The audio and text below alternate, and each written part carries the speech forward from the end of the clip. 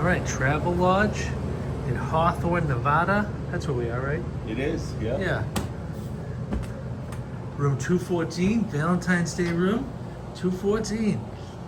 We got chair, footrest, lamp. There is glass there. I thought it was just not a table at all. Two beds.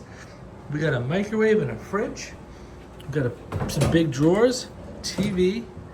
I already moved some stuff in. Desk, table, another kind of desk slash get ready area with a mirror, which is kind of nice. You can get ready while the other person takes a shower. Extra stuff, ironing board, toilet, tub shower. Not bad. We got over here, we got an alarm clock's got plugs on top and USBs.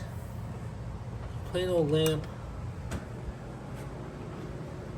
Yeah, not too many plugs, but other than that, not a bad room.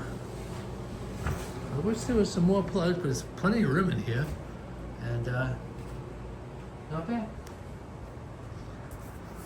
I slept great here. There's a casino across the street with a restaurant that serves breakfast, lunch, and dinner. Pretty convenient.